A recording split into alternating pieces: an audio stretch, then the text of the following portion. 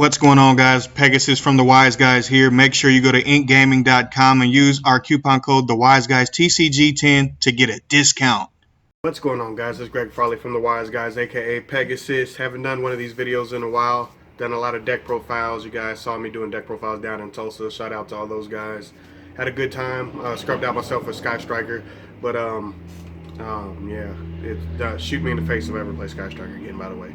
But I wanted to talk to you guys today about the 10 promos, and a lot of people have been so up in arms about all of the cards, but really, you know, Nibiru, Dimension Shifter, Dark Ruler No More, all three cards are interesting takes on the game. They're changing the game, so they're new cards. What we always want and what we always grab onto in the game is cards that we can actually use. Book of Moon, Compulse, Stormy Mirror Force level cards where they don't just instantly become irrelevant. A card like Get Out is a card that's kind of wandering in between and is probably going to slide away because Compulse is just a better card. Now, when I think about cards like that, I'm thinking about those three cards. I think there's an issue with all three of them. Now, the issue with Dark Ruler No More. Dark Ruler No More is really, really good. It's good for decks. It's a good balanced card where you can't just wipe your opponent out just for turning their board off. So it's a fair card. I think Super Poly is just a dumber card. So that's my issue with some of these cards is there's just better versions of each one. So in my instance, Super Poly is just a better card than Dark Ruler No More. You can't respond at all to it, period. There is an issue and there's rulings, just like Night Beam, with that card, Dark Ruler No More, where I can do something else. So let's say I activate Dark Ruler No More, and then let's say I chain a trap card I have in my back row, Wabaku. Just say Wabaku for sakes. You flip up Wabaku, and then I can chain maybe a hot red and negate the spell card, Dark Ruler No More. So cards like that, they're really powerful. You know, like Night Beam. When Night Beam first came out, Night Beam caught everybody like that till it was understood. The Fire Fist card as well, Gyoku, I think the name that locks a card down. It's the same concept where you can still respond to it, you just can't respond directly to it. So it makes two cards get traded off for one. I think that's a healthy card for the game. It's not that big of a deal. I do think if you have a certain issue with the deck, with the card, there's certain decks like Pendulum where you can just adjust to it. You can play a counter trap. Orcus has Crescendo. You know, a lot of these decks have their counter traps to where I just don't see it meaning that much. I really feel like it's a good bait card. I really feel like they're trying to, with all these cards, even Dimension Shifter, they're trying to replace, with like Super Poly, they're trying to replace all of the board wipes with new cards, because what they've done is keep making cards to negate everything, and you have to have some way to deal with these boards, or we're just looking at negate board.deck over and over and over again. Konami's trying to break that up or give us more tools to be able to handle it.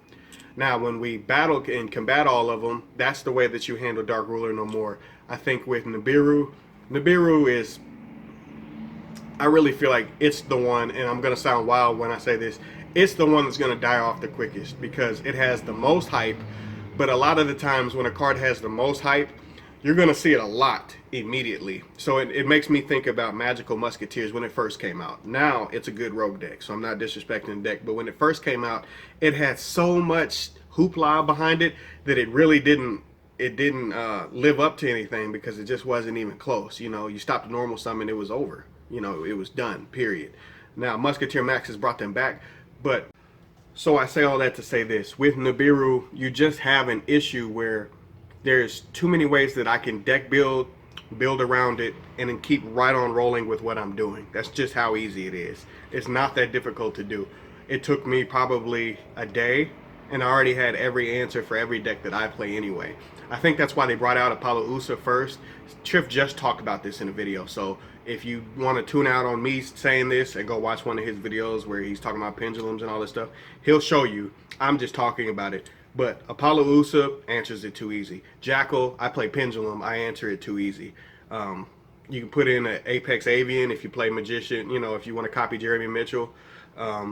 If you play Not that Cosmo would ever need, but if you want to slip a Dark Lady in, there's just too many cards where I can keep answering the card, and it's too quick. You know, the Baby Jackal can get straight to the mythical beast, the king of the mythical beast, whatever the semantics behind their names are. You know what I'm talking about. It's just too easy. So Nibiru, I really feel like, is going to have a big rise and a big fall. Now, again, when I equate that to cards that are already out, is it really better than Spear Mold and Lava Golem? I don't think so. I can be completely wrong. I think decks like Sky Striker are going to abuse the cards.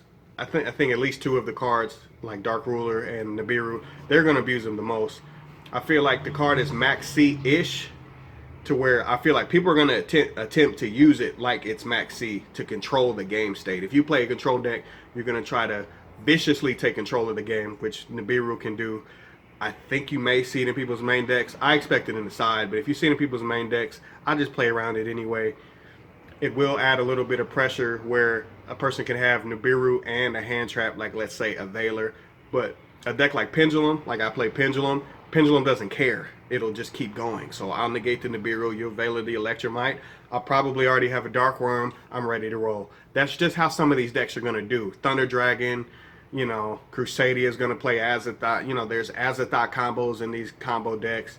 You know, Orcus can stop short or cut itself short, make a Palausa first. There's just too many answers beforehand for Nibiru. I really feel like that. And I still feel like what we already have is just better. That's an age-old thing. If it's not broke, do not fix it. Last up, we got to talk about Dimension Shifter. Honestly, and I'm going to sound crazy when I say it, I think it's the best of the three. Now, Dark Ruler no more, it's going to be topsy-turvy. I really feel like Sky Striker will use it, but I really feel like over time it may ebb and flow, just like Effect Veiler. It'll ebb and flow with the tide of the game. I really feel like Nibiru is going to kind of slide away. I really do feel like that, because there's just better cards that we already have. And Super Poly is just a flat-out better card than both of those other cards.